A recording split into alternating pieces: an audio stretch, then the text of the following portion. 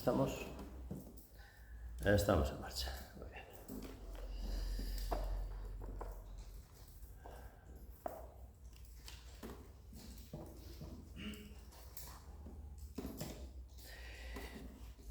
Empezamos justo ahora la tercera parte de este libro de Time y Conocimiento de sí mismo y vamos a tratar de descubrir lo que somos y el mundo irreal en el que vivimos.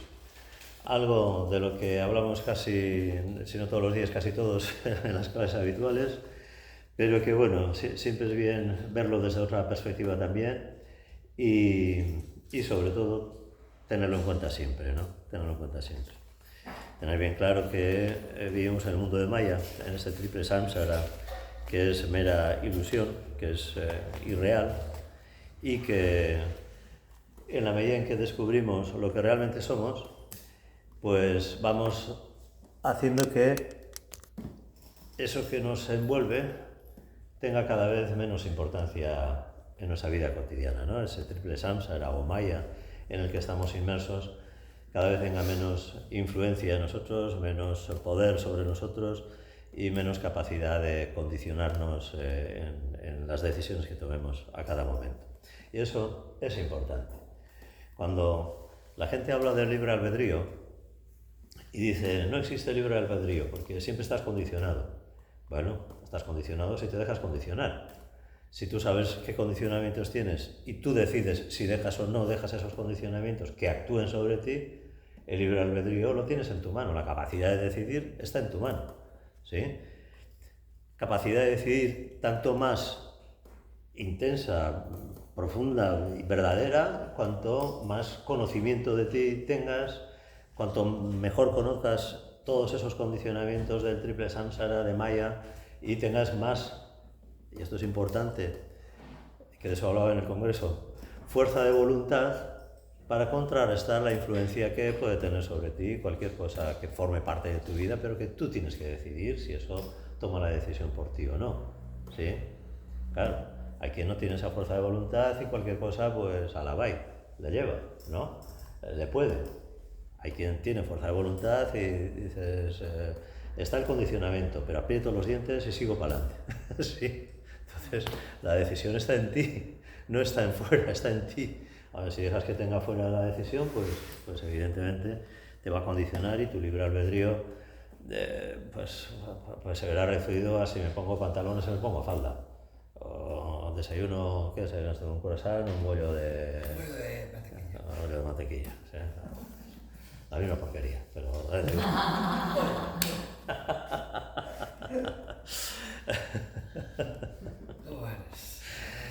Bueno, vamos allá. Vamos con el capítulo 17, que es el que nos corresponde leer y explicar hoy, ¿no?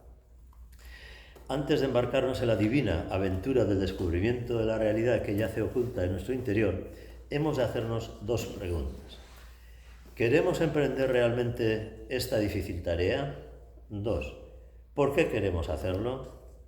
La mayoría de los aspirantes dirá, desde luego que queremos hacerlo. De otro modo, no estudiaríamos estas cosas ni buscaríamos información sobre los métodos que han de seguirse. Probablemente vacilarán para responder a la segunda pregunta. Si bien de un modo general, pueden responder que quieren entrar en el sendero porque la vida está llena de dificultades y de sufrimiento y desean liberarse de todas estas condiciones indeseables. ¿Qué os parece esta segunda motivación? ¿Por qué queremos hacerlo? ¿Por liberarnos de las condiciones indeseables de la vida cotidiana? Pues qué egoísta, ¿no? ¿O no es egoísta esa querencia? Que tienes por una parte todo el derecho del mundo, evidentemente, a librarte de lo mal que te acecha en la vida cotidiana, ¿no? De los obstáculos, de las dificultades, etcétera, ¿sí? No te liberes, que no te liberes, por mucho que quieras, ¿no? Además que es una falacia, es decir, nunca te liberas de todo, porque puede que desaparezca una, pero viene otra, ¿sí? Es como las barricas viejas de vino, que van rezumando vino, pones un poco de sebo, pero empieza a rezumar por otro lado. Es decir, siempre tienen pérdidas, siempre tienen escapes, ¿no? En la vida es así, ¿no? No puedes evitar que aparezca el sufrimiento. Ahora, cómo vivas tú el sufrimiento ya es cosa tuya. Pero la cuestión es, ¿hacemos estas cosas para evitar todo esto? Pues igual no es la respuesta más adecuada, ¿no? Cuando Madhava dice, no hay que venir al yoga para estar bien, hay que estar bien para hacer yoga. ¿No? Que es lo que de alguna manera trataba de apuntar en el Congreso cuando hablaba de la motivación para mantener una disciplina y seguir haciendo la práctica pues, todo el tiempo, aunque te sientas bien, aunque no te duela nada, ni tengas ningún problema psicoemocional, ni te sientes a gusto. ¿Por qué tienes que seguir haciéndolo? ¿Por qué tienes que seguir levantándote, o mejor dicho, sentándote a meditar, levantándote temprano, haciendo tus prácticas, haciendo tu trabajo interno todo el tiempo? ¿Por qué tienes que hacerlo? Porque es tu deber. Porque es tu deber. Y de eso no nos acordamos. ¿Por qué es tu deber, Diego? Bueno, el tuyo, el mío y el de todos. ¿Por qué es tu deber? Yo creo que además del deber también tiene que haber una motivación interna, porque mi experiencia es que cuando haces solo las cosas por pura disciplina, que yo a veces las he hecho así, hay un fuerte que al final a largo plazo pesa. Entonces creo que tiene que surgir una motivación interna que te empuja a hacer eso. ¿Pero qué motivación? Pues llámalo si quieres tu alma, o hay algo en la vida que te, Sí. que te empuja Pero, a que sigas ¿qué es lo que te dice eso? ¿Por qué tienes que hacerlo? ¿Por qué te tienes que levantar temprano y sentarte a meditar? Para mí es como una... ¿Qué te dice el alma para que hagas eso? Es que el alma no te la... A ver, yo te puedo dar razones, pero más allá de las razones de quiero esto, quiero lo otro, tal, hay algo que te empuja a hacer eso, o que te ilusiona en ello, o que te motiva. O sea, yo no te puedo explicar porque a lo mejor cuando me interesa un tema me paso cientos de horas investigando. Hay algo que me motiva. Pero la diferencia, y eso es lo que quiero que veáis, la diferencia está en que esa motivación sea egoísta, quiero, o sea inegoísta, es lo que tengo que hacer. Y sea lo que tenga que ser, a consecuencia de lo que vaya a hacer. Pero hay una componente, además del deber, que está bien, que además yo soy bastante dado al deber y a orientarme a cumplir con las cosas, de que te tiene que ilusionar eso, de que hay algo en ti que sientes como una llamada hacia que es por ahí. Porque si solo pones deber y pones deber, hay algo que está fallando. Vas forzado. Vas forzado. No necesariamente, no necesariamente. En el sentido de que si tú debes que el cumplir con ese deber es importante no solo para ti, porque así yo voy a estar bien, como a veces me dicen, no, a mí me gusta mucho cuando haces meditación en clase porque es algo muy relajada.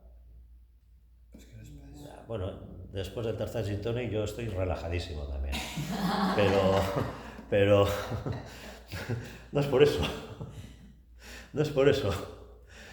La cuestión es si hago las cosas por mí, porque yo quiero conseguir algo con eso, o hago, como estoy diciendo, porque es lo justo y necesario. Estoy yo ahí para que eso pueda ser hecho. Una motivación inegoísta, por pura disciplina de cumplir con el deber. Y no tiene por qué decaer, no tiene por qué caer la ilusión por hacer eso, sino todo lo contrario. Estoy haciendo lo que tengo que hacer. Y lo hago queriéndolo hacer y disfrutando de hacerlo, independientemente de las consecuencias que tenga, incluso beneficiosas o no para mí, ventajosas o no para mí, o me quede a gusto o no con ello. Pero la ilusión esa no la pones tú, hay algo que la pone en ti. Bueno, sí. Y el alma, el Atman o el yo verdadero o lo que sea, porque eso no surge del juego emocional. El juego emocional siempre quiere, cuando dices quiero con esto no sé qué, ahí sí está el juego emocional y el deseo. Cuando se expresa el alma o el ser, se expresa de otra manera y se expresa caminando o haciéndote caminar hacia ese cumplimiento del deber. No de una manera prusiana, que dirían los estudiosos del eneagrama y en la primera variante del miedo, que es el miedo prusiano. No de la manera prusiana en la que te mandan a hacer y tienes que hacerlo, sino porque ese sentido del deber surge de ti, de tu alma, del ser que eres, ¿sí? Sabes que eso es lo que tienes que hacer y lo haces, no porque te lo manden, sino porque estás absolutamente, hay una convicción sólida en ti de que eso es lo que tienes que hacer. Por eso dice que es difícil responder por qué queremos hacerlo. ¿Por qué queremos ir caminando ese sendero de desarrollo espiritual, ¿sí? Por eso es tan difícil tener claridad, porque siempre está el ego ahí, siempre está pidiéndote cosas. Yo con esto quiero, yo con esto quiero, yo con esto quiero, y está pidiéndote cuentas siempre de todo lo que haces y dejas de hacer. Hasta que la motivación sube de grado. Entonces la motivación no es egoísta, sino que es inegoísta, ¿sí? Eso es lo que quiero que veáis con todas estas cosas, ¿no? Si nos va a venir bien o no, si vamos a tener el colesterol más alto o no por meditar. ¿Sí? Hay gente que se siente a meditar porque le han dicho que baje el colesterol y yo, joder. Deja de comer porquerías y ya verás cómo es mejor. Pero cuando empiezas, yo creo que Sí. Sí, eso me preguntaron en el congreso, que no está en la charla. Al final de la mesa redonda alguien me preguntó, bueno, pero la motivación es diferente. Sí, claro que es diferente, porque cuando empiezas con un interés personal. Quiero sentirme bien, quiero quitarme de la paranoia de no sé qué, quiero dormir mejor, quiero no tener tan mal humor o no tener esas arroutadas que me ponen agresivo con alguien, por ejemplo, etcétera, ¿no? Y eso también es bueno. ¿Cómo no va a ser bueno? ¿Cómo no va a ser bueno que tengas más calma al hablar con alguien o al comunicarte con alguien? ¿Cómo no va a ser bueno que descanses bien? ¿Cómo no va a ser bueno que tengas una actitud sana, animosa, etcétera? Claro que es bueno, pero no lo hagas por eso. Ya, pero al principio sí, porque no tienes otra cosa, pero luego tienes que dejar paso. El problema está, que eso lo veo cotidianamente, cuando viene alguien a hacer estas cosas, por esa motivación egoísta, que insisto, es lícita, pero es egoísta, y cuando consigue el objetivo, ya no me hace falta.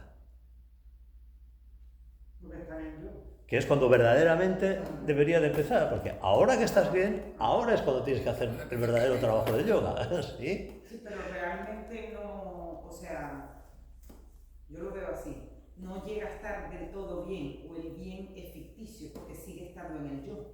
Claro.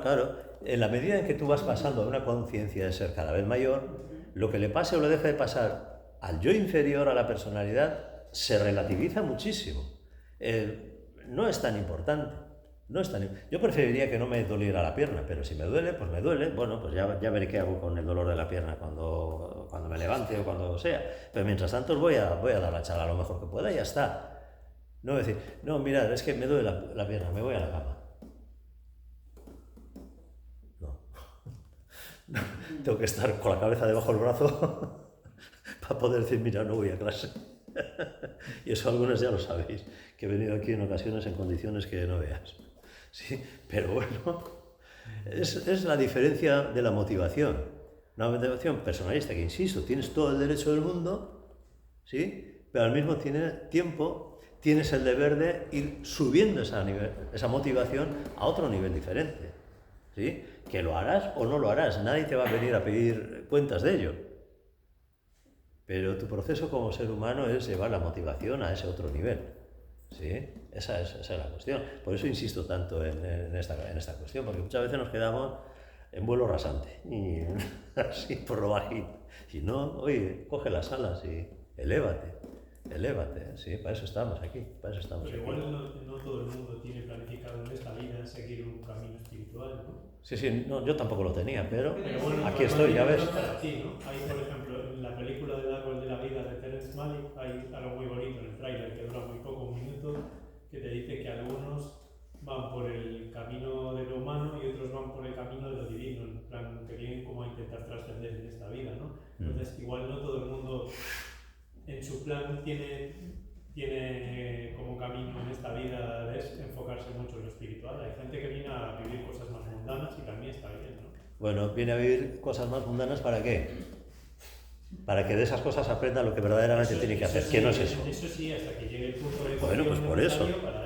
Entonces, no confundamos las metas volantes, ahora que va a empezar el Tour de Francia ahora, ¿no? ¿Empieza el Tour de Francia? Sí, el Tour de Francia empieza estos días, No confundamos las metas volantes con la meta final. La meta final es el Arco del Triunfo, allí en los Campos Elíseos, allí, vestido de amarillo, que te pillo. Bueno, al amarillo no le pillan, por eso se pone de amarillo, ¿no? Por eso llega primero. Entonces, la cuestión no es más que esa. Claro que muchas veces muchas vidas tenemos que vivir con cosas mundanas. ¿Pero para qué es con esas cosas mundanas? ¿Para enredarte ahí en el mundo dando vueltas y dando vueltas y dando vueltas infinitamente? No. Es para que en un momento dado puedas darte cuenta de lo que verdaderamente tienes que hacer y te pongas a hacerlo, ya está. ¿Sí? ¿Que en esta vida no te toca? Bueno, pero todo lo que hagas en esta vida va a ser para que en la próxima estés más cerca del camino espiritual. Decía de cara que también es importante respetar, a lo mejor, que a mí es algo que me costó bastante, a quien no está en un camino de eso y no le importa nada. Y no pasa por eso nada. digo que cada uno tiene todo el derecho del mundo a estar donde está, pero al mismo tiempo tiene el deber de, no te quedes con la primera parte de la frase solo. La frase tiene dos partes, el derecho y el deber, pero nos quedamos solo con el derecho. Y no es algo que te pase solo a ti, sino en la generalidad. Por eso insisto en que no te olvides del deber, no te olvides de la segunda parte, no te olvides que tienes que ir ahí, ¿sí? Porque te puedes enredar y te puedes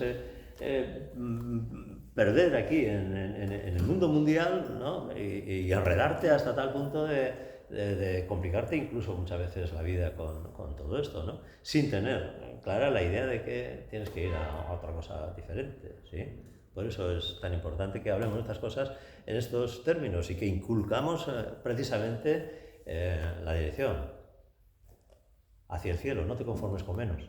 De todos modos, ¿quién hablaba? Rosa y Cuadro. No, que tenemos que ir hacia el Dharma. Claro, sí. De todos modos, tenemos una mala costumbre de juzgar. Tú no sabes en qué situación o en qué punto de su vida evolutiva está una persona. Porque una persona puede tener varias reencarnaciones viviendo unas circunstancias bastante duras hacia lo espiritual y venir una reencarnación solamente para disfrutar, como una especie de vacaciones. Entonces tú a lo mejor estás pensando que esa persona no tiene el nivel porque no estás viendo lo que está hacia lo espiritual, pero eso tú no lo sabes. ¿Cómo sabes tú si está hacia lo espiritual? Es la conciencia de cada uno. ¿Cómo podemos medir? Eso es igual que el amor, ¿vale? ¿Cuánto te amo? O sea, ¿cómo puedes decir es que me amas más o me amas menos? ¿Cómo cuantificas? ¿Cómo cuantificas el nivel de un alma de si está en este SIA? En cierta manera, por sus obras los conoceréis, pero hay personas que no están en el camino espiritual, más tienen una vida bastante correcta. Y no por eso son menos, porque no sabemos realmente en qué parte de este camino de recorrer la vida, en esta vida a lo mejor decidí venir a llevarlo más suave, porque ya estoy a lo mejor hasta aquí, llevo varias vidas a lo mejor llevando caña y esta preferí, a lo mejor yo que sé, que tampoco sabes, que a lo mejor esta persona tiene 40 y decidió reengancharla a los 60, que no hay 50.000 personas que han hecho lo mismo, que han hecho de subir un saco o un salto, como se dice aquí, y después de cuando son bastante mayores deciden meterse por el camino espiritual y resulta que son muy grandes almas, o como este de Cartole, que tuvo un accidente que le hizo clac y ya está, y de repente sabes, todo era espiritual. O sea, ¿cómo juzgas? O sea, ¿en qué parte juzgamos que él antes del accidente no era y después del accidente sí era? Cartole. Sí. Pero el Cartole pasó también una depresión profundísima que lo puedes equiparar a una noche oscura del alma de alguna manera. Entonces, aunque él lo describe como que pasó rápido, llevaba años de una depresión de caballo que no era. Vale. ¿No? Me estás dando la razón en el aspecto de que tú no sabes por lo que está viviendo cada día, porque tú ni siquiera, si no te conoces suficientemente a ti mismo, ¿cómo vas a conocer al de al lado? Inclusive, puedes tener una relación de pareja y no conocer bien a tu pareja nunca. Cuanto menos a alguien de la calle, un Es amigo. cierto, pero bueno, hay personas que las ves muy desalineadas, digamos, muy conscientes y muy... Pero a lo mejor Pero hay no. que respetar eso. Pero a lo mejor no. A lo mejor esa persona por dentro tiene muchas más inquietudes espirituales que tú. Sí, pero quiero decir que hay personas que sí, que las ves que no hablan de espiritualidad tal, hablan de manera correcta, Sí. tienen una presencia tal, y luego hay personas que son un caos, que Exacto. destruyen todo alrededor, ¿no? Es que dentro de este mundillo espiritual también hay mucha gente que es pura pantalla. Sí. Que todos están en el mundo Sí. rosas, todos Sí, se belleza. mucha- Cuando vienes a raspar bien ahí abajo no hay nada. Entonces no podemos juzgar solamente por lo que nosotros creemos, o sea, es un juicio particular. En realidad no tenemos un almómetro para medir el alma de cada quien. Sí. No, ni hay tampoco, tampoco lleva a ningún lado el juzgar o el valorar si uno está o no está. Cada uno tiene que hacer su propio proceso y está.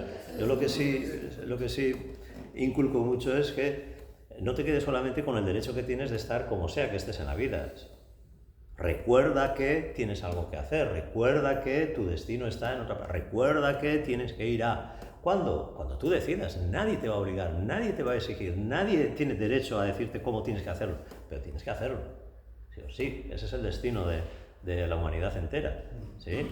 Ahora, eso es lo único que realmente importa. Lo demás, ¿cómo y cuándo? Pues circunstancial, personal, intransferible y cada uno con lo suyo. Y ya está.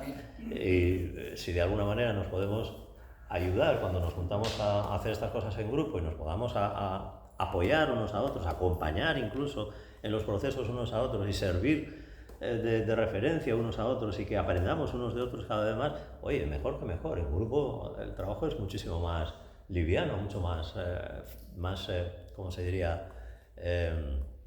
Fecundo, mucho más fecundo, por decirlo de alguna manera, ¿no? Tiene mucho más resultado que si vas solo a capa y espada por ahí luchando con tus molinos de viento personales, cada uno, ¿no? Que todo el derecho del mundo, cada cual a cómo hagan las cosas, pero hay maneras, ¿no? Y lo importante siempre va a ser la meta, ¿no? El cómo vayas, ¿sí? Bueno, seguimos con esto. Aunque las respuestas a estas dos preguntas parezcan sencillas, no estemos tan seguros de que realmente las conozcamos. Porque si realmente las conociéramos, muchos de los problemas de la vida interna no existirían para nosotros. Por ejemplo, el problema de la falta de un impulso suficientemente fuerte para pisar el sendero seriamente y con firmeza. O el problema de encontrar extremadamente difícil efectuar ningún cambio en nuestra vida y en las actitudes de nuestra mente. Al tratar de la naturaleza de Buddhi, o intuición, se explicó que la razón por la cual encontramos tantas dificultades para poner en práctica nuestros ideales y nuestras resoluciones radica en el hecho de que existen dudas latentes en los estratos más profundos de nuestra mente sobre los problemas fundamentales de la vida. Y son estas dudas y estas reservas las que paralizan o retrasan la voluntad de actuar o de cambiar. No miramos estos problemas tal como deberíamos hacerlo. No hemos llegado a una decisión final en el verdadero sentido de la palabra, porque cuando miramos un problema no simplemente a la luz del intelecto, sino a la luz de Buddhi, no solo lo vemos con claridad y sin ninguna duda, sino que tampoco existe ninguna dificultad para convertir nuestras decisiones en acción. Por eso decía antes, ¿no? Depende, el cambio de motivación también depende de si el funcionamiento de tu vida está más anclado en la personalidad y por lo tanto en lo egoico, o el funcionamiento de tu vida ya está más ubicado en lo superior, en lo trascendente, en lo espiritual. ¿Sí? Ya hay una conciencia lúcida, ya hay una conciencia de ser importante, ya hay una claridad sobre el objetivo y el sentido de la vida, de la existencia, etc. Aunque el ego siempre estará metiendo palos en la rueda, el ego siempre estará ahí metiendo caña. Pero tú, si tienes conciencia, esos palos en las ruedas te bloquearán menos, la resistencia será menor, será más fácil que le des la vuelta a cualquier situación egoica que en un momento dado se pueda presentar, etc. ¿Sí? Pero el trabajo es igual, subir de conciencia todo el tiempo, siempre es así. ¿Sí? Ya puedes quitar el palo de la rueda. Claro, y seguir. Y si no puedes quitar el palo, pues que se rompa el palo al girar la rueda y ya está, y tira para adelante, ¿no? Hay una palabra en sánscrito, nishchaya, que significa verdadera y firme convicción, conseguida a la luz de Buddhi, es decir, a la luz de la conciencia, y por lo tanto, sin dudas ni reservas de ninguna clase. Si hemos llegado a esa convicción, entonces la acción sigue rápidamente sin vacilaciones. Es esta clase de nishchaya que hemos de adquirir con relación a estas cuestiones de descubrimiento. Hasta luego. Gracias.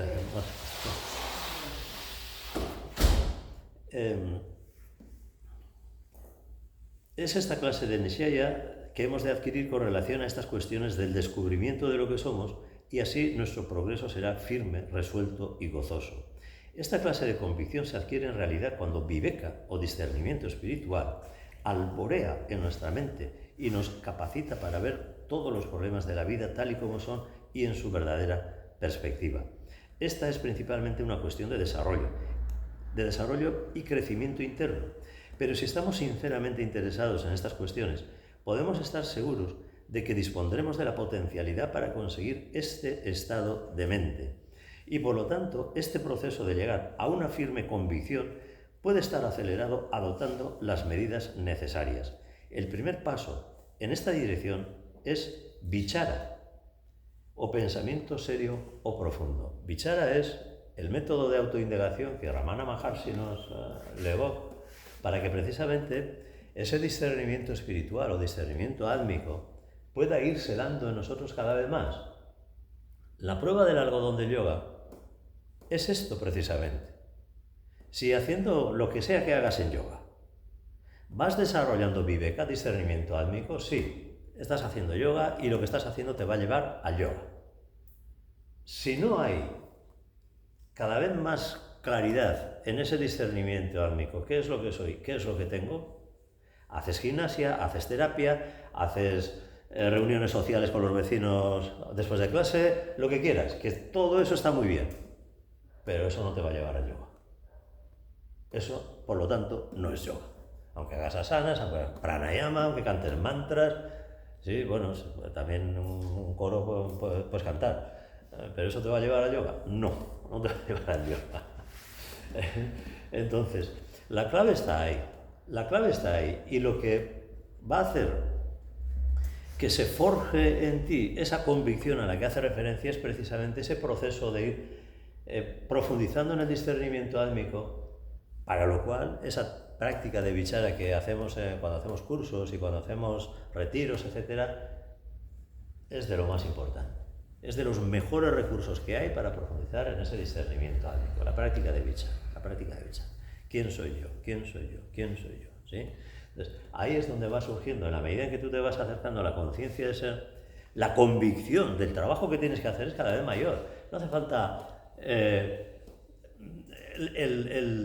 caramelito de turno para que el ego se quede contento, porque al ego ya lo tienes debajo de los pies. Es decir, tú me vas a servir y vas a hacer lo que yo te diga y como yo te diga, ¿sí? Pero claro, ¿el caramelito para quién es? El caramelito es para el ego. El alma no necesita caramelitos. El alma lo único que necesita es cumplir con su deber, hacer lo que tiene que hacer, punto. No hay otra cosa. Entonces, mientras estás funcionando con la personalidad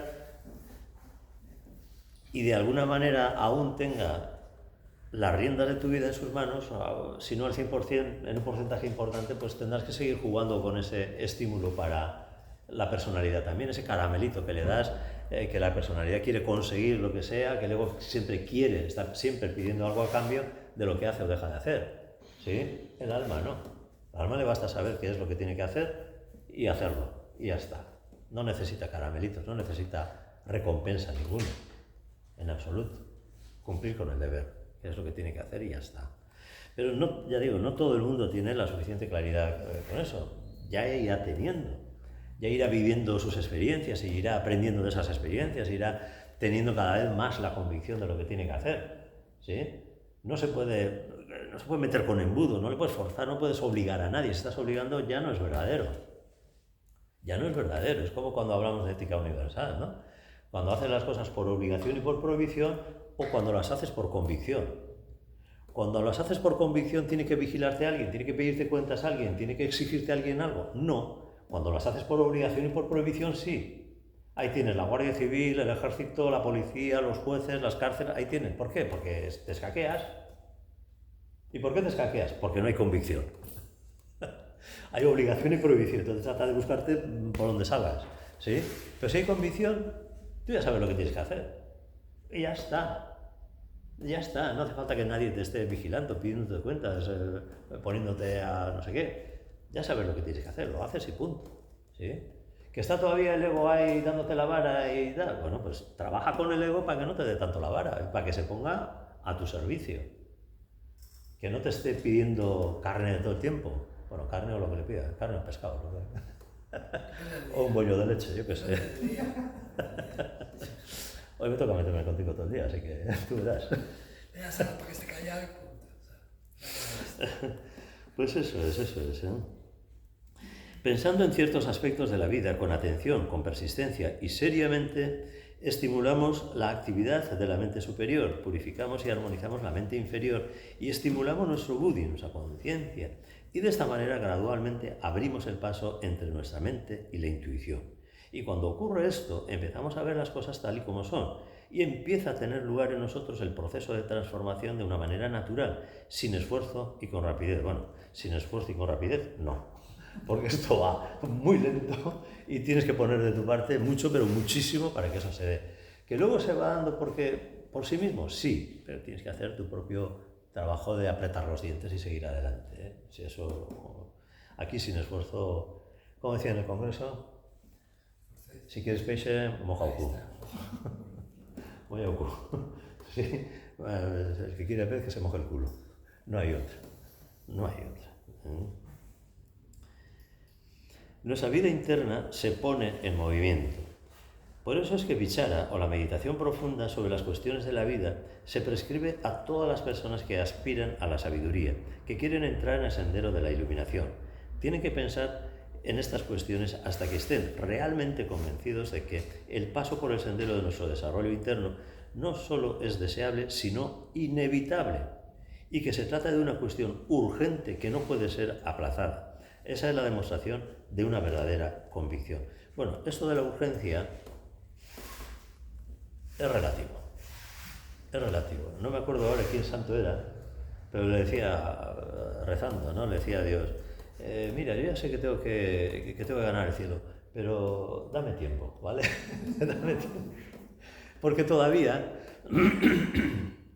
evidentemente su personalidad tenía mucha fuerza y todavía le estaba exigiendo que disfrutara de las cosas del mundo, que viviera todavía las cosas del mundo. Por eso le decía al de arriba, le decía, pues ya sé que tengo que ir, ¿no? Pero dame tiempo, ya voy, pero dame tiempo. Por eso digo que, como decía Padmayana ahora, no puedo estar en la exigencia, no puedo estar juzgando y diciendo lo que tiene que hacer o lo que tiene que dejar de hacer cada uno. Ya se dará en cada uno en la medida en que se vaya dando esa convicción, que es algo que tú tienes que ir alimentando por ti mismo. Una cosa es, como decía ahora, ¿no?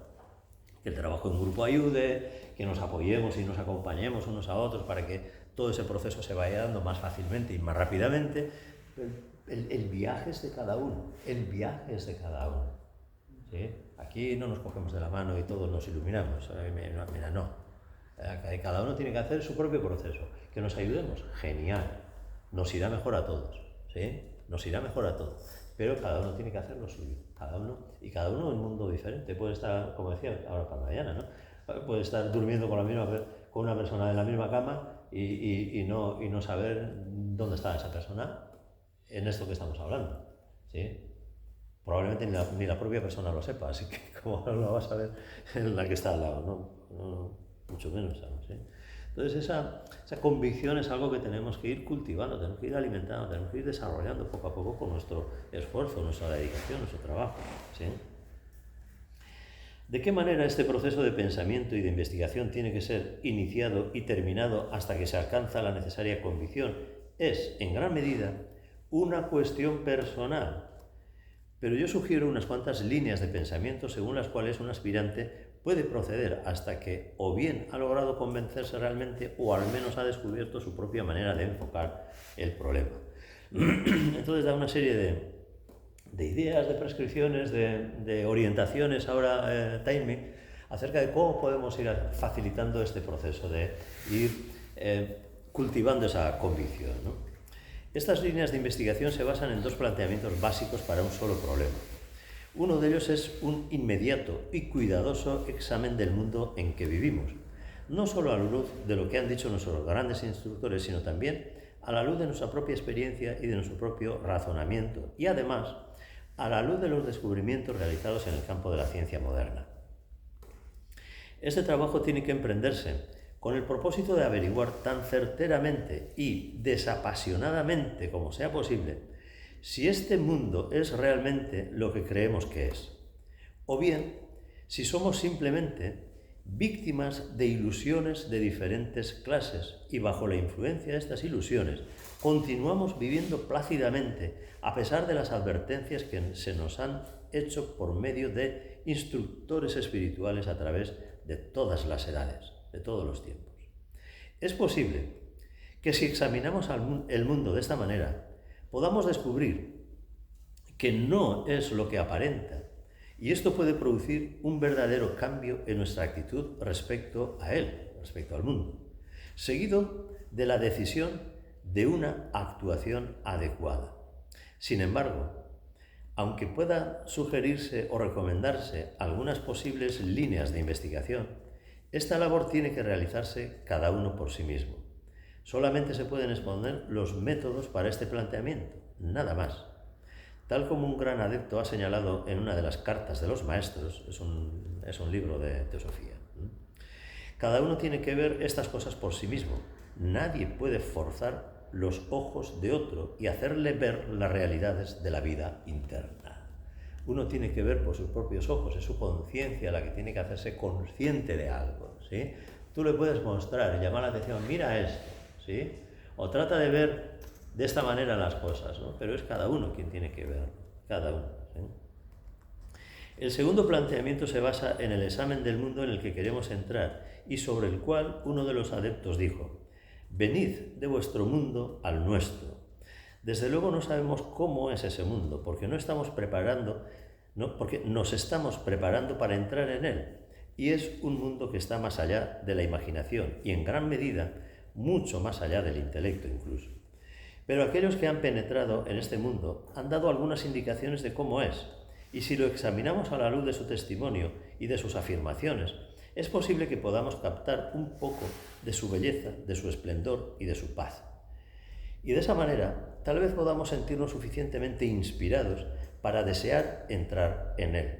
Esta inspiración puede proporcionar algún aliciente que es muy deseado en la vida de muchos aspirantes que se sienten desamparados ante la inercia que les retiene donde están, a pesar del deseo de evadirse de las actuales condiciones. Pero caemos en la misma situación que hemos señalado antes, ¿no? Seguimos poniendo un interés egoico por hacer esto, que es el escapismo. Si tienes una vida aburrida o incluso convulsa de sufrimiento, de conflictos, de malestar, etc., ¿no? Es lógico que quieras escapar de ahí, que quieras salir de ahí.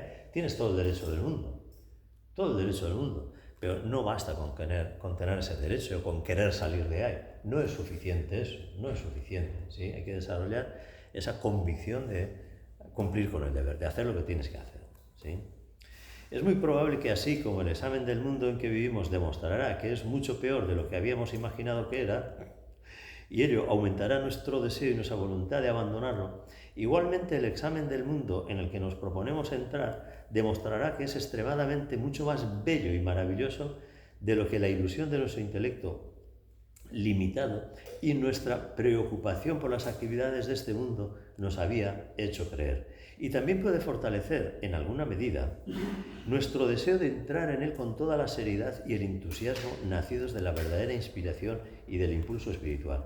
No estoy de todo de acuerdo con este planteamiento, mirad, porque cuando aquí dice, es muy probable que así como el examen del mundo en que vivimos demostrará que es mucho peor de lo que habíamos imaginado que era, no estoy de acuerdo con eso. No estoy de acuerdo con eso. Sí que una mirada simple de la vida, a ver, puede haber y hay mucha gente que está en el happy flower, ¿sí? Y que lo único que hace es meter la cabeza bajo tierra en esa especie de espiritualidad rosa en la que idealiza todo y no ve nada, ¿sí? Para escapar precisamente del sufrimiento cotidiano. Vale. Punto cero. El que ve con más claridad las cosas, que todo está patas arriba, que esto es un caos, muchísima gente sufriendo cuando no tendría por qué estarlo, etcétera, ¿sí? Esto es una mierda, no hay por dónde agarrarlo, etcétera, etcétera. Cero. Visión espiritual de la realidad. Hay muchas cosas que hacen sufrir a mucha gente, pero todo lo que existe, existe porque es necesario. Voy a poner de mi parte todo lo que pueda para que la gente a la que pueda llegar pueda sufrir lo menos posible. Y el mundo no es, por lo tanto, un caos y un infierno. Un infierno lo es cuando lo vives así. Cuando lo vives desde el caos, desde el conflicto, desde el sufrimiento. Pero cuando lo vives desde la comprensión, estás en la misma situación, pero lo vives de forma completamente diferente. Completamente diferente. Tu visión de la realidad cambia trascendentalmente. No porque ya tengas la visión espiritual, sino porque ya vas comprendiendo otra realidad trascendente que te hace ver la realidad mundana también de otra forma diferente. No en el happy flower, no. Ni tampoco en esa vida caótica en la que lo único que haces es quejarte, lamentarte, despotricar contra todo, ponerte a la contra con todo, molestar a todos los demás con tu veneno mental, etc. ¿Sí? Ahí tampoco, sino de otra manera diferente, acercándote cada vez más a esa realidad trascendente, comprendiendo que todo lo que existe porque es necesario y poniendo de tu parte para que el mundo sea un lugar mejor donde vivir, ¿sí? Porque tú estás ahí para que puedan ser más felices, puedan estar más contentos las personas que están a tu alrededor, a las que puedas llegar, aunque vayas a tomar un café, o aunque vayas a aparcar el coche, o vayas con la compra de la semana en el súper, ¿sí? Puedes hacer que la gente esté más a gusto a tu alrededor. Ya estás viendo las cosas de una manera diferente. No estás chocando el carro de la compra con quítate que me tengo que pasar. No te cueles. Ladrando. Yo a veces dejo pasar a alguien en la cola del súper, ¿no? en la caja, y se me queda así mirando, de verdad, me está dejando pasar. Digo, sí, pasa, que tienes dos cosas, oye, pasa que yo no tengo prisa y ya está, ¿no? Pero, claro, no lo haces para quedar bien, dices tú, joder, qué mal me da a mí. Cuando llevo un montón de cosas, no le voy a hacer esperar a esta persona que a lo mejor ha venido para cogerse un bocadillo en el súper y salir, ¿no? Yo qué sé, lo que sea, ¿no? Entonces, hay formas de encarar esto diferentes, ¿no? Uno tiene que ir viendo dónde está y desde dónde está, qué es lo que puede hacer con todo esto. Sí, ya tienes que estar efectivamente hollando el camino espiritual, sabiendo muy bien dónde vas, a cómo vayas cada uno. Y efectivamente desde ahí servir a la humanidad lo mejor que sepas en tu grado de cercanía y de prestar servicio que tengas a la humanidad, que cada uno podamos tener, cada uno con lo que pueda, ¿sí? Y luego algunas personas las ayudas más poniéndoles límites que siendo complacientes. Sí, evidentemente. A veces la mejor manera de ayudar a alguien es frenarle en seco, decir, ni te muevas que te veo. ¿Sí? Claro que sí. Ese buenismo en el que muchas veces se cae en este camino no es lo correcto, ¿sí? No es lo correcto. Eso tiene mucho más que ver con esa espiritualidad rosa que decíamos antes, ¿no? Con ese happy flower en el que todo guay, todo no sé qué, no. A veces tienes que parar los pies, a veces incluso tienes que usar la violencia, ¿sí? Que alguna vez en clase hemos discutido de esto, ¿no? Una cosa es la violencia y otra cosa es dañar. A veces para evitar un daño mayor tienes que usar la violencia. Si no hay otra manera, pues hay que parar las cosas de alguna forma, ¿sí? Entonces en estas cosas hay muchas confusiones, por eso estamos aquí, para aprender a hilar cada vez más fino, para darnos cuenta cada vez más de las cosas, para aprender todo esto mucho mejor y dirigir mejor nuestros pasos cada día, y ya está, y cada uno que vaya haciendo su trabajo lo mejor que pueda, acompañándonos, ayudándonos mutuamente, todos, ¿no? Bajo el doble impacto de estos dos impulsos, el uno tendiendo a debilitar nuestra atracción por el mundo irreal y el otro tendiendo a fortalecer la atracción por ese mundo de realidad trascendente, es posible que consigamos la suficiente inspiración para, al menos, empezar a movernos realmente en la dirección deseada. Una vez se ha comenzado con la adecuada seriedad, estamos calificados para continuar avanzando en la dirección deseada con ímpetu incesante y determinación. Porque la verdadera dificultad, en el caso de la mayoría de nosotros, es realmente empezar. Creemos que hemos empezado cuando solamente hemos adoptado un método externo de vida o emprendido una serie de actividades físicas o mentales. Pero si no hay un verdadero impulso interno, esas actividades externas generalmente degeneran en mera rutina y nosotros continuamos siguiendo esa rutina con la esperanza de que estamos haciendo progresos hacia la meta. El verdadero principio se realiza únicamente cuando existe un verdadero impulso, y solo un verdadero impulso posee esa cualidad dinámica e impetuosa que garantiza el verdadero progreso, la convicción, ¿sí? Y esa motivación trascendente, no una motivación egoica que te está poniendo a hacer cosas para conseguir no sé qué, ¿sí? Eso es algo que tenemos que ir tratando de verlo lo más claramente posible, Y cada uno tendremos que hacer nuestro propio proceso para que eso se dé. Cada uno con su cada una tendrá que ir haciendo ese viaje como buenamente pueda. Hablemos ahora de la cuestión de la naturaleza del mundo en el que vivimos y con el que estamos familiarizados. Este mundo puede examinarse mentalmente de muchas maneras, primeramente considerando su existencia en el plano físico. Al hacerlo así, se pueden tomar separadamente las 3 líneas siguientes de investigación. A. El lugar absolutamente insignificante que ocupa nuestra Tierra en el vasto universo. Seguro que habéis visto ese documental en el que aparece una foto del firmamento, ¿no? Y una flechita que usted está aquí. Y ves un puntito ahí, una mierdita, ¿no?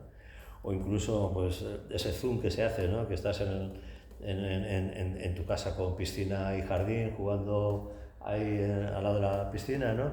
Y va el zoom haciéndose para arriba, después de la casa ves la ciudad en la que estás, de la ciudad del país donde estás, del país, el continente en el que estás, del continente, el mundo en el que estás, del mundo en el sistema solar, en la galaxia en el universo, ¿no?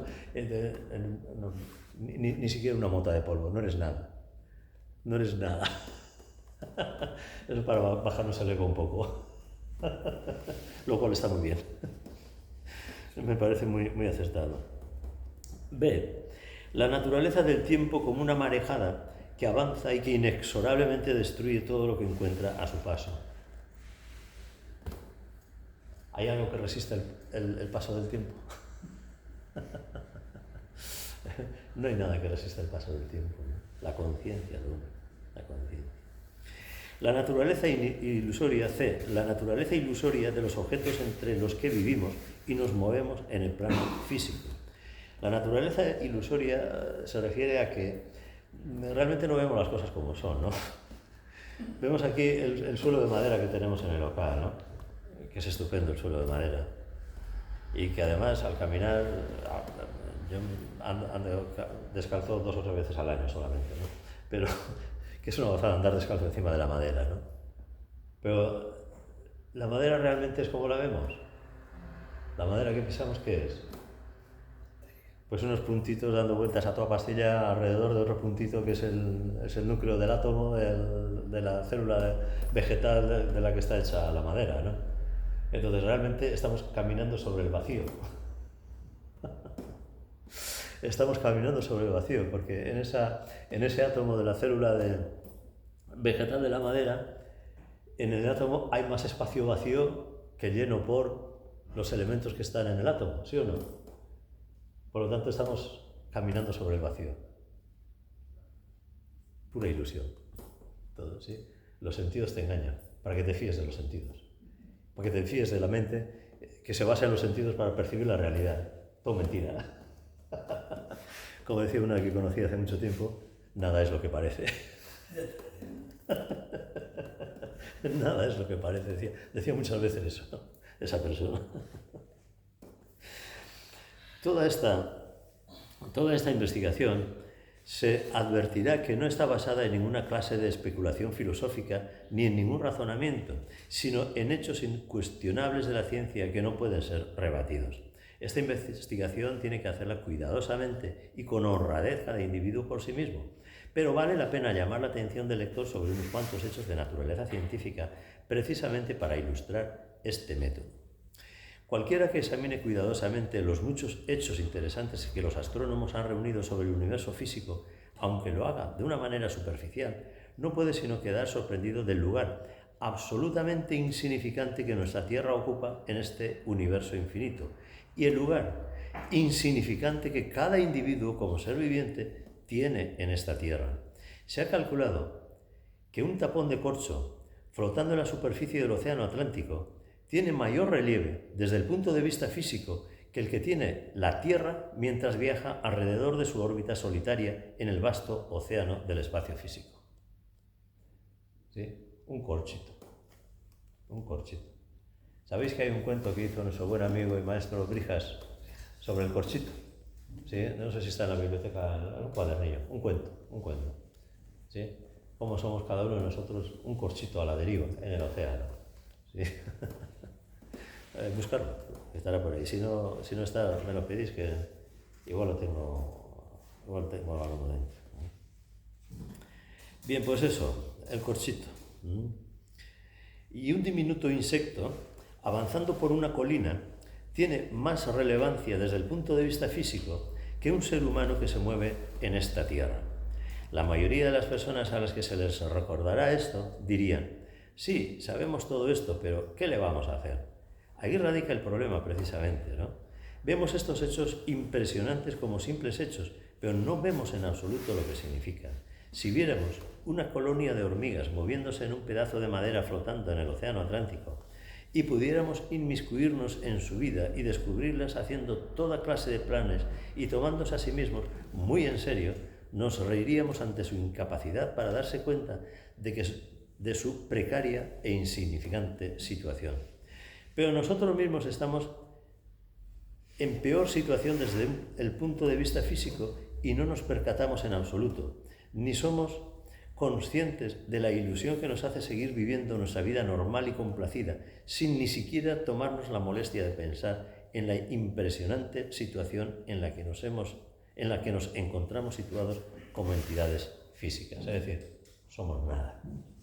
¿Sí? Y pensamos que somos no sé qué, y discutimos y nos enfadamos y armamos la de Dios desde nuestro ego que se hincha así como el pez globo, ¿sí?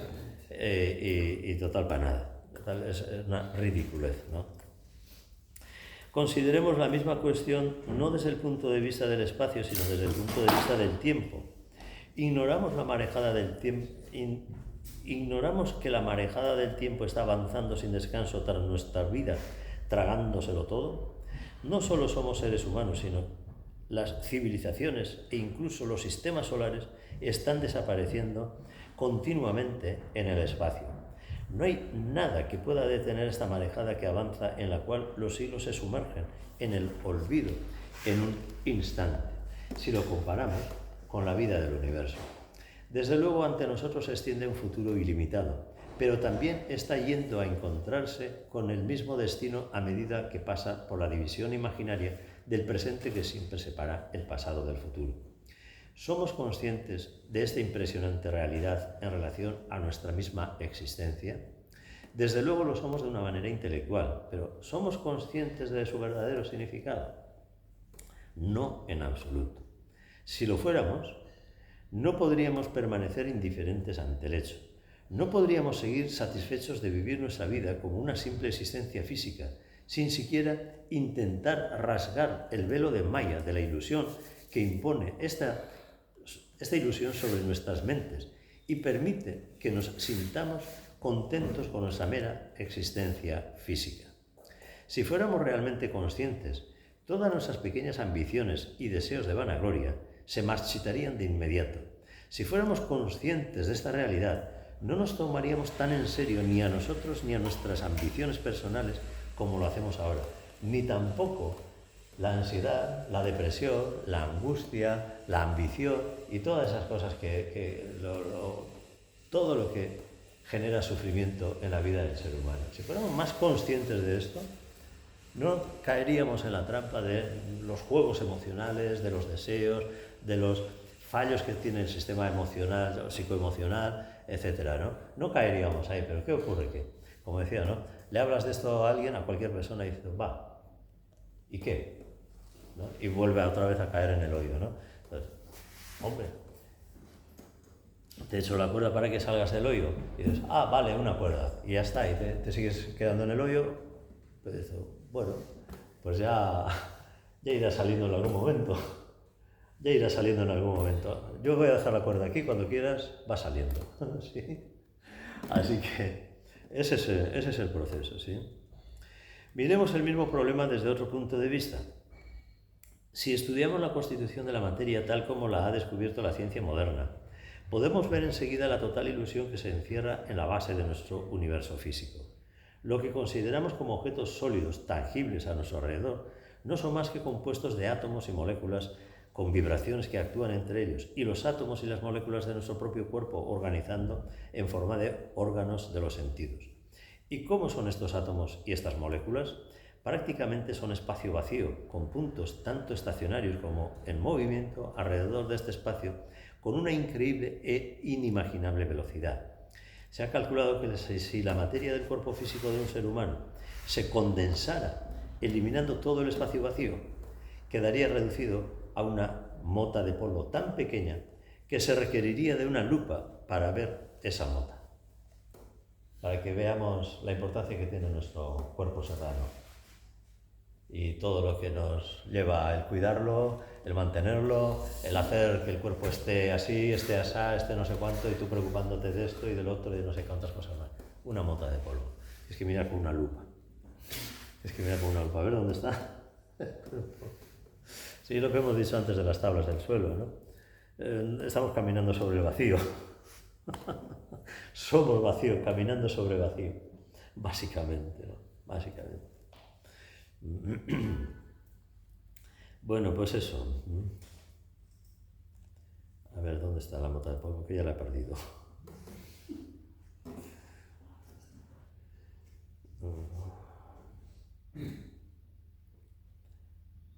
Eso es. Y sin embargo, pensemos por un momento qué impresión de realidad producen en nuestra conciencia esos puntos que se mueven en el espacio. Si esto no es maya o ilusión, a uno le gustaría saber qué es. Cuando las personas hablan de estas realidades de la vida como si fueran meros conceptos filosóficos, completamente inconscientes de los impresionantes misterios de los que estamos rodeados, a uno le viene a la memoria la respuesta de un sabio indio cuando alguien le preguntó cuál era la maravilla más grande de este mundo. Sin vacilar, contestó que la cosa más maravillosa era el hecho de que la gente viera morir a los demás por todas partes y continuamente a su alrededor, y no desearan saber cuándo la muerte puede alcanzar su propio cuerpo físico. Él mencionó solo un aspecto del misterio, pero en realidad aludía al misterio de la vida en conjunto y a la ilusión que nos hace ver la vida completamente diferente de lo que es en realidad. Yo creo que ya he dicho suficiente sobre el método de investigación según el procedimiento científico, y ahora podemos tratar de otro método relacionado directamente con nuestras experiencias diarias, que fue el método que adoptaron los hombres sabios del pasado para examinar la naturaleza de la vida del mundo en el que vivimos. O sea que hay otra manera más de ver todas estas cosas de la realidad, ¿no? Ya la realidad física, de la cual no somos muy conscientes, pues ya nos hace vivir en una ilusión, en un estado de autoengaño permanente. Si tuviéramos conciencia un poquito más trascendente, ese autoengaño todavía sería mucho más evidente, ¿no? Y por lo tanto, la convicción de la necesidad de salir de ahí, del deber de salir de ahí y plantearte la vida con otro criterio, con otra actitud, con otro sentido, pues se hace cada vez más evidente, ¿no? Ellos examinaron la vida humana ordinaria desde un punto de vista imparcial y descubrieron que no era lo suficientemente, que no era lo que superficialmente parecía. Para un hombre joven que participa en la vida con el ímpetu de los deseos de la juventud, la vida generalmente parece que es un lecho de rosas. A medida que avanza en edad, este aspecto favorable desaparece gradualmente y empieza a darse cuenta de que la vida es una mezcla de experiencias placenteras y dolorosas.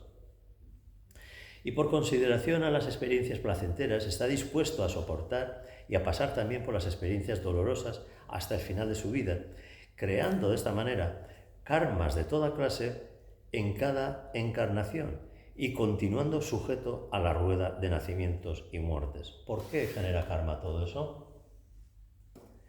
Por el deseo de placer. Aunque soportes el dolor, sigue habiendo una motivación egoica del deseo de experimentar placer para hacer las cosas que haces, ¿no? Y por eso estás sujeto a la rueda de nacimientos y muertes a través del proceso kármico, ¿no? Pero este concepto de la vida humana se basa en un punto de vista superficial. Si la vida se examina a la luz de Buddhi, cuando en el alma nace el verdadero discernimiento, se ve con un aspecto enteramente nuevo, y la conclusión basada en esta visión más profunda está perfectamente formulada en el conocido aforismo de los Yoga Sutras de Patanjali, el segundo libro en el Sloka 15. Para las personas que han desarrollado el discernimiento, todo es infelicidad a causa de los sufrimientos resultantes del cambio, de la ansiedad y de las inclinaciones, así como también a causa de los conflictos entre el funcionamiento de las gunas, que son los estados de la materia, y los vrittis de la mente, es decir, los pensamientos o las modificaciones de la mente. Así que para las personas que no han desarrollado este discernimiento, todo está sujeto a cambio y por lo tanto al caos, ¿no? Que a veces estás bien, a veces estás mal, estás esperando estar bien para poder escaparte del mal, etcétera, ¿no? Y continuamente es un caos, es una vida terrible, ¿no? Por decirlo de alguna manera. Este es el sutra fundamental sobre la teoría de los kleshas, desarrollado en la primera parte del segundo capítulo de los Yoga Sutras. No es necesario tratar ahora de este sutra, pero estoy convencido de que deberíamos estudiar este sutra independientemente y exhaustivamente y tratar de llegar a nuestras propias conclusiones. No deberíamos aceptar la afirmación porque se dé en un antiguo tratado que se considera una autoridad. Deberíamos meditar sobre estas ideas y tratar de descubrir su verdadero significado sin temor a enfrentarnos con los hechos. ¿Es Patanjali el único sabio de la antigüedad que ha sostenido este punto de vista aparentemente pesimista sobre la vida humana? No.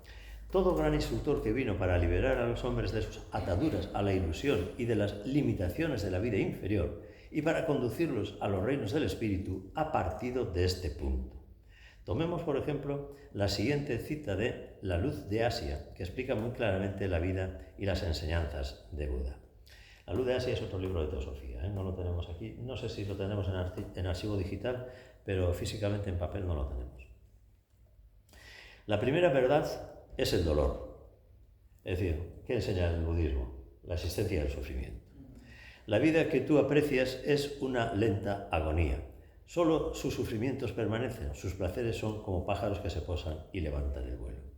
Dolor al nacer, dolor en los días de angustia, dolor en la ardiente juventud, dolor en la primera madurez, dolor en la frialdad de la vejez y en el ahogo de la muerte.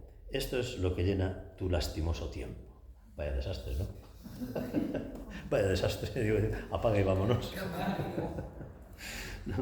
Toda la enseñanza del Buda está impregnada de esta idea de que la vida que todos conocemos no es lo que aparenta en la superficie. La vida es ilusoria, impermanente y llena de aflicción, y por lo tanto debemos intentar trascenderla, siguiendo el método que él ha señalado en su ótuple noble sendero. ¿Qué es eso del noble ótuple sendero? Pues lo que enseñamos cuando en la segunda luna llena de primavera, el festival de Vaisak, solemos celebrar en todas las clases y explicamos este noble ótuple sendero, cómo salir del sufrimiento, ¿sí? Este estado de ignorancia en el que vivimos está expresado muy gráficamente en La Voz del Silencio, tal como demostrarán las siguientes citas. La Voz del Silencio es otro libro de Blavatsky, ¿sí? En 3 vestíbulos, oh fatigado peregrino, conducen al término de las fatigas. El nombre del primer vestíbulo es ignorancia, avidia.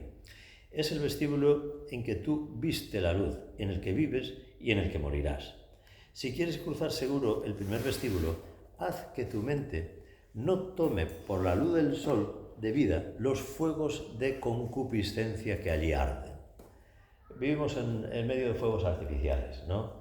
Digo, sale un chorro de luz, digo, ¿pero qué ocurre? Se apaga enseguida, digo, ya está. Y así continuamente. Así todo el tiempo, ¿no? No es así, joder.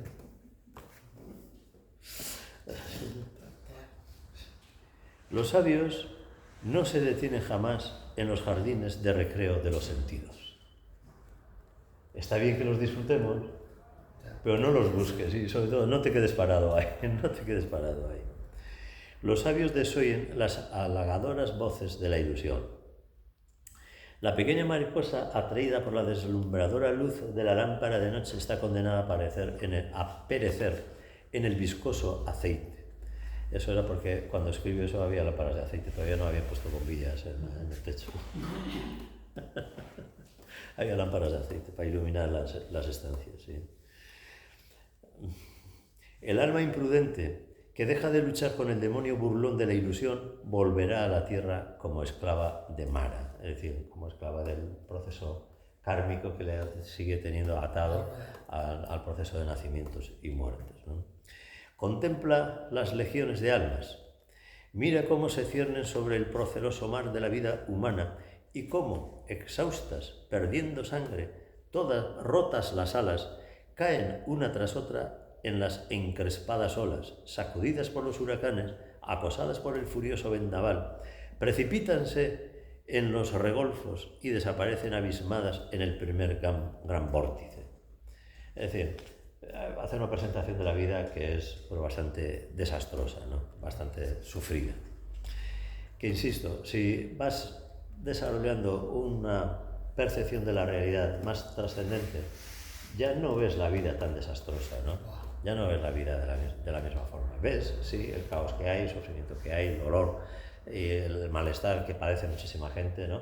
Pero no solamente lo ves y miras para otro lado, sino que haces lo posible para aliviar el dolor, el sufrimiento. Eso es lo que se llama compasión, ¿no? Ponerte en el lugar del otro y facilitarle que esté mejor, ¿no? Ayudarle o hacer lo posible para que se sienta mejor. Eso es. Pero no porque el mundo sea eso. El mundo es una escuela de aprendizaje y lamentablemente la mayor parte del tiempo la única manera de aprender que tiene la inmensa mayoría de la gente es a través del sufrimiento, ¿no? El sufrimiento es necesario. Ahora, aprende y deja que el sufrimiento se vaya quedando atrás, se vaya quedando atrás, ¿no? Aprende, sí. El Bhagavad Gita está lleno de slokas que expresan la naturaleza ilusoria e impermanente de esta vida en la que estamos inmersos y de la cual podemos liberarnos por medio del conocimiento y de la devoción. Las siguientes slokas explican las ilusiones creadas por nuestros deseos y por la falta de discernimiento. Como llama envuelta en humo, como espejo empañado por el polvo, como feto cubierto por el líquido amniótico, así el deseo planea sobre el mundo. En forma de deseo, insaciable como la llama, envuelve a la sabiduría este pertinaz enemigo del sabio. Los sentidos, la mente y la razón son su sede, y al envolver a la sabiduría, pervierten al morador del cuerpo.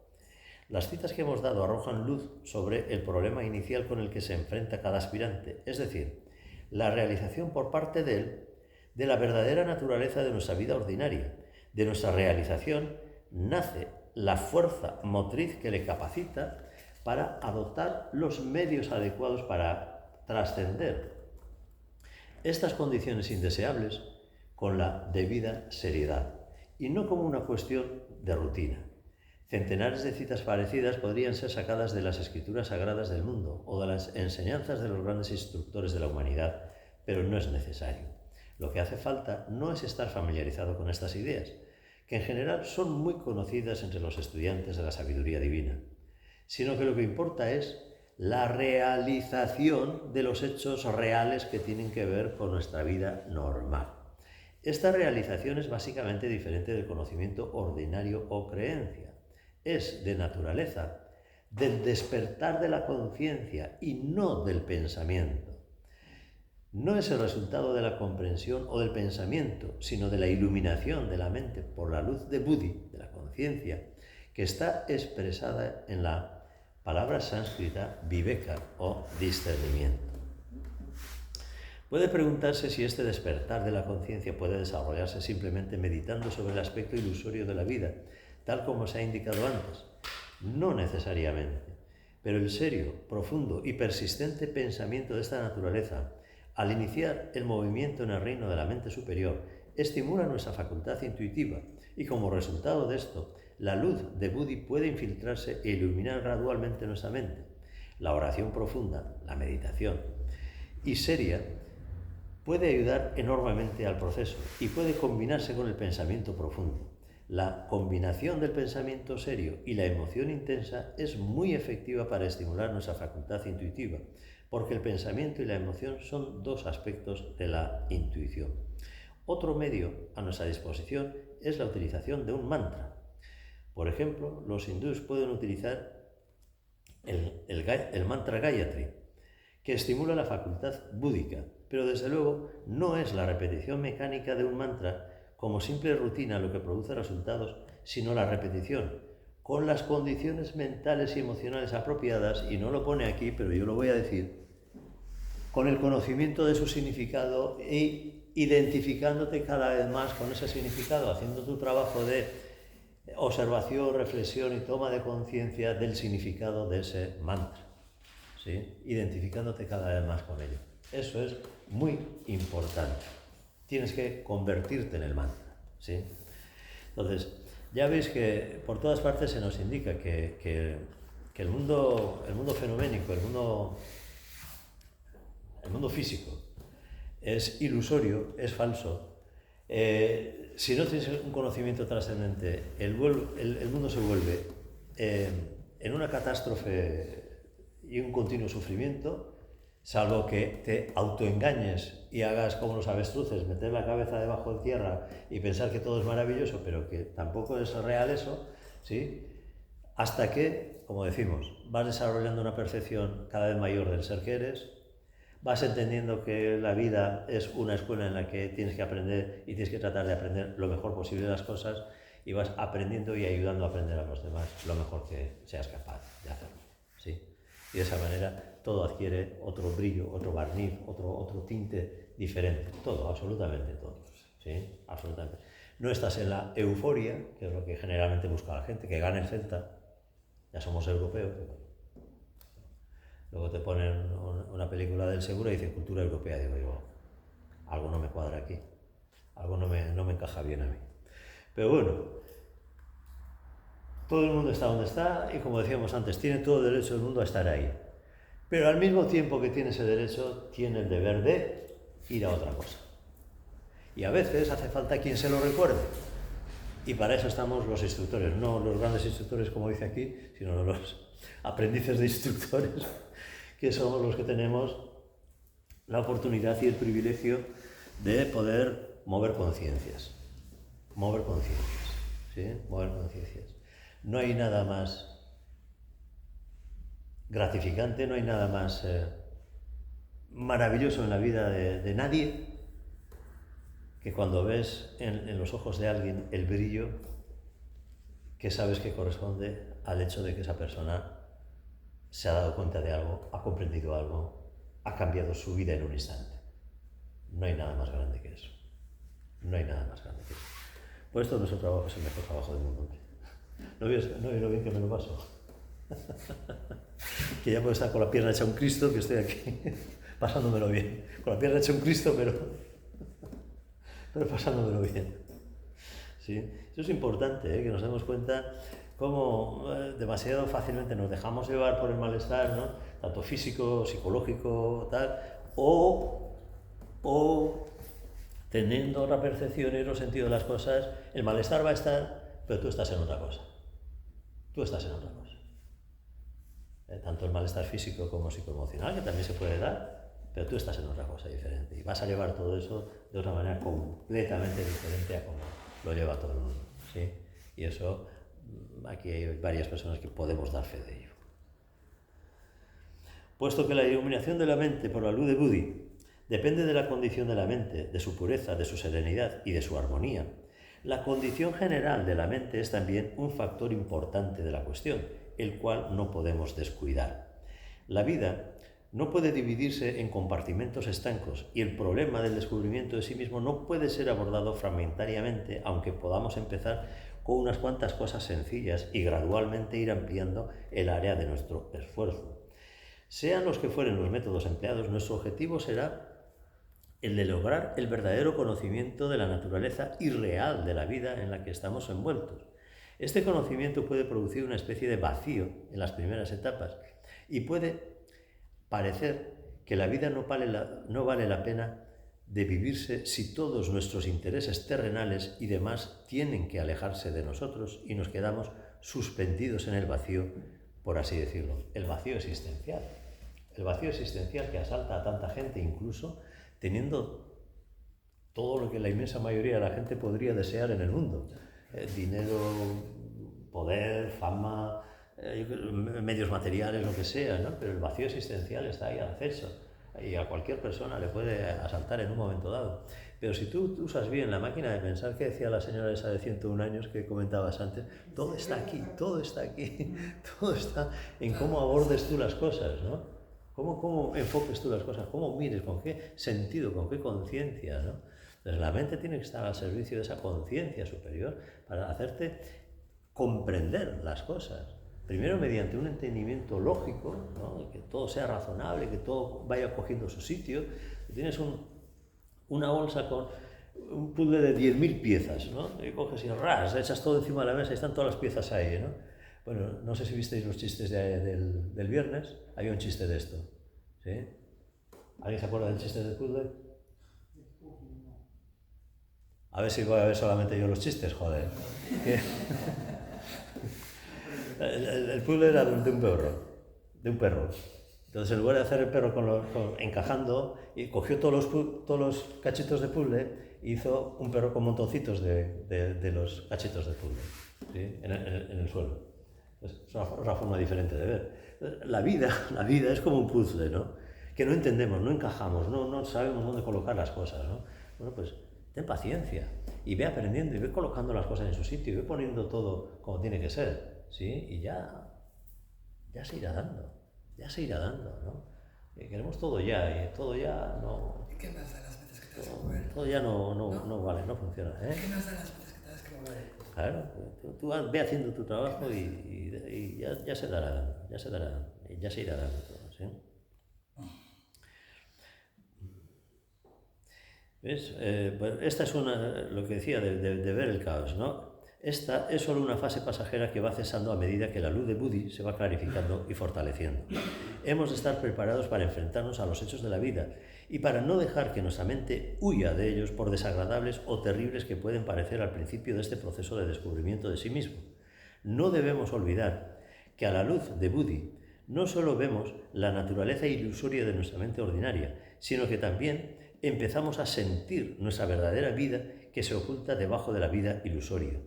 Así pues, esta fase ingrata debe cesar gradualmente y debe dejar sitio a otra fase en la que sintamos una ascensión especial de fuerza, paz y gozo en nosotros, a pesar del conocimiento de la naturaleza ilusoria e impermanente de las cosas entre las que vivimos, nos movemos y trabajamos.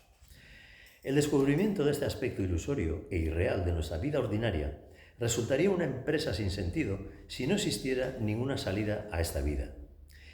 En ese caso, el mejor camino para nosotros sería olvidarnos de todas estas cosas y, como un avestruz, esconder nuestra cabeza en la arena de nuestros placeres cotidianos y de nuestros objetivos terrenales. Es lo que decía, ¿no? Que para mucha gente es lo que hace, esconder la cabeza y evitar todo el malestar y todo el sufrimiento, escaquearse todo lo que pueda, etcétera, sí, pero no vale, ¿no? No vale. Esto es lo que tratan de hacer aquellos que no creen en la vida interna del espíritu y tienen que hacerlo. Y lógicamente tienen perfecto derecho a ello. Resultaría absurdo que nos priváramos sin necesidad de las triviales actividades y placeres que nos ofrece la vida, si ésta no nos tuviera reservado algo mejor. ¿Sí? ¿Para qué renunciar a lo bueno? Si podemos con eso y todo coger algo mejor, ¿no? Una de las cosas que más me convenció de estar en Sanatana Dharma, de seguir las enseñanzas de Madhava, desde el primer fin de semana que fui a Ashram y le conocí a Madhava, fue precisamente esto, ¿no? Decía, no dejes de hacer lo que te gusta, siempre y cuando no te impide hacer lo que tienes que hacer. Haz lo que tienes que hacer. Que no tienes por qué dejar de hacer las cosas que te gusten, pero siempre en lo que tienes que hacer. Entonces, disfruta. ¿Qué te gusta hacer? ¿Tirarte de un puente con los pies atados a una cuerda? Tírate del puente, hombre. ¿Sí? ¿Habéis tirado algún puente? ¿Alguien? No. ¿Ha hecho puenting alguien? ¿No? Pedro. ¿No te has hecho puenting? No. Yo tampoco, ¿eh? Bueno, pues no hay por qué renunciar al mundo, pero sabiendo muy bien qué es lo que te va a dar el mundo y que tu destino está en otra parte. Que tu objetivo, tu meta está en otra parte, ¿sí? Y no te distraigas mucho con las cosas del mundo, disfruta de lo que te pongas, ¿sí? La vida adelante, pero no te apegues, no te quedes ahí enganchado, no te quedes ahí atrapado, ¿sí? Eso es muy importante que lo tengamos en cuenta, ¿sí? Afortunadamente, la vida que conocemos no es la única que existe, no es la verdadera vida del alma. Una vida mucho más grande e infinitamente mucho más verdadera nos aguarda y estamos destinados a encontrarla más pronto o más tarde.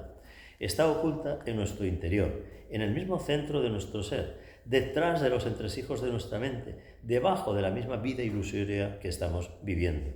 ¿Qué cosa más lógica para aquellos que creen en la vida del espíritu que tratar de desprender los velos que ocultan esta realidad interna?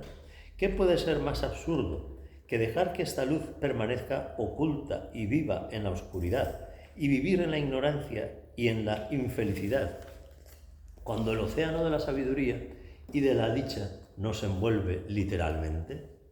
En el capítulo siguiente trataremos de asomarnos mentalmente al mundo interno y real que está oculto en nuestro interior y al cual todos los grandes instructores espirituales nos invitan a entrar, para que la inspiración que seamos capaces de obtener de ese vislumbre pueda proporcionarnos un mayor incentivo para tratar de penetrar en este mundo real con la debida seriedad. Pero este siguiente capítulo pues ya será en septiembre, cuando terminemos el verano. Sí, que va a tocar veranito, terracita, cervecita, heladito, playita, sombrilla, Cosas mundanas. Cosas mundanas, sí. Sin olvidar que tenemos que ir a otro sitio también, ¿sí? Sin que cuando llegue septiembre, octubre y empiece a los días a ser oscuros y estemos así un poquito más... Cuando llegue... ¿Cuál es el día más triste del año? En diciembre, o no sé, un día que dice el día más triste del año. Digo, ¿qué día triste ni qué leches? Como los toreros, hombre, que me quiten lo bailado. Yo sé dónde voy, ¿vale? Y ya voy yendo, ¿no? Y todo lo que la vida me ponga por delante, que pueda disfrutarlo, venga, ¿sí? Y que me quiten lo bailado, ¿sí? Pero, insisto, sin que eso que bailo me haga perder de vista dónde voy. Que no me despiste, que no me distraiga, que no me vuelva loca la cabeza con dos tonterías que voy a disfrutar aquí. Si todo eso que disfruto aquí, en el mundo mundial, como decís vosotros, ¿no? Es como acabamos de describir, y se acabó. Se acabó. Igual que te inflas de decir. Por eso, ya sabes que todo lo que sube baja, entonces ya no hay donde agarrar, Pero bueno, disfrútalo, pero no te quedes atrapado ahí. Sigue adelante. Claro, si no tienes ese vislumbre de lo trascendente, si no tienes todavía esa percepción de algo a lo que vas aspirando y de alguna manera se va dando, pues no tienes dónde agarrar, ¿no? Y estás ahí jugando jugando ese juego macabro, ¿no? Ahora sí, ahora no, a cara o cruz en la vida, ¿no? A ver qué me toca ahora, a ver qué me cae ahora, a ver qué, incluso a veces cuando lo estamos pasando bien, a ver lo que me viene de vuelta, que esto es, ¿no? ¿Cómo que te viene de vuelta? Mucho mejor lo que te viene de vuelta, hombre. Pero estamos atrapados demasiadas veces en eso, ¿no? Demasiadas veces en eso. Por eso es importante descubrir esto y participar, hacer participar de esto a cuanta más gente mejor, ¿no? De la manera que sea, de la manera que no vas a ir a tomarte un café y al camarero darle la brasa con esto, evidentemente, ¿no? Pero sí le puedes hacerle sentirse mejor, ¿no? Bastante tiene con ponerte el café que le has pedido con 20 palabras en lugar de con 2 o 3, ¿no? Café solo americano, ya está, 3 palabras. No con sacarina, pero la sacarina no sé cómo, pero con la leche ordeñada un viernes de luna menguante. Joder, está la mierda, hombre.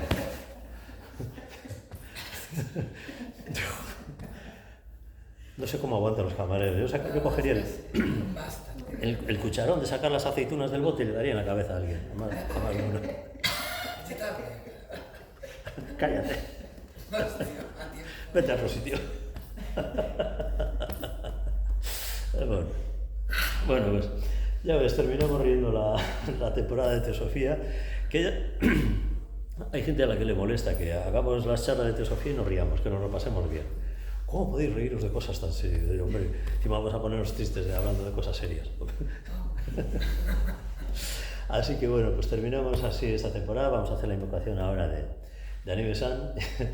Y pues nada, a la vuelta de verano ya os iré anunciando como siempre por los canales habituales qué día y que, como siempre, con qué tema empezamos de nuevo con el tema que hemos dejado pendiente. ¿De acuerdo? Muy bien, pues vamos con esta reflexión final que nos invita Anibe-san a hacer. Nos sentamos con la espalda derecha un momento y vamos repitiendo todos lo que voy diciendo. Cierra los ojos, respira profundamente. Oh vida oculta que vibras en cada átomo. Oh vida oculta que vibras en cada átomo. Oh luz oculta que brillas en cada criatura. Oh luz oculta que brillas en cada criatura. Oh amor oculto que todo lo abarcas en la unidad. Oh amor oculto que todo lo abarcas en la unidad. Que cada ser que se sienta uno contigo, sepa que por lo tanto es uno con todos los demás. Sepa que por lo tanto es uno con todos los demás. Todos juntos.